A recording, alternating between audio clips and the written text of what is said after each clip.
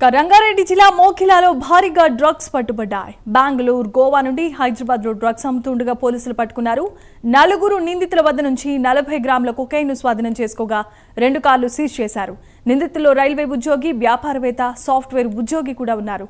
ఇదే అంశానికి సంబంధించి మరిన్ని అప్డేట్స్ ను అందించడానికి మా కరెస్పాండెంట్ కుమార్ సిద్ధంగా ఉన్నారు. కుమార్, చెప్పండి.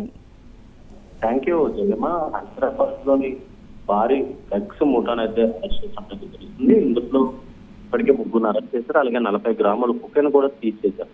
అయితే రంగారెడ్డి జిల్లా మోయినాబాద్ లోని మోకిలా పోలీస్ స్టేషన్ పరిధిలోని ఈ డ్రగ్స్ రాకెట్ ను పోలీసులు బస్ట్ చేశారు. అయితే ఇందులో 3 నిందితులను కూడా అరెస్ట్ చేశారు.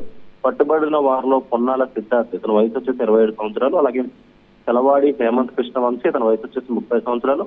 అవధూత విష్ణు తేజ, ఇతని వయసు వచ్చేసి 30 సంవత్సరాలు. అయితే వీళ్ళందరూ ఉన్నారు.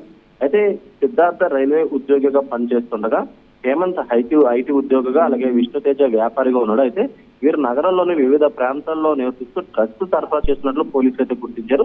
నిందితుల వద్ద నుంచి పోలీసులు భారీ ఎత్తున పదార్థాలు కూడా స్వాధీనం చేసుకున్నారు. వాటిలో 77 గ్రాముల కొకైన్, 2 గ్రాముల ఓజీ అంటే గంజాయి, అలాగే 3 ఎక్స్టైసీ గుళికలు అంటే 2 రోలింగ్ పేపర్లు కూడా ఉన్నాయి.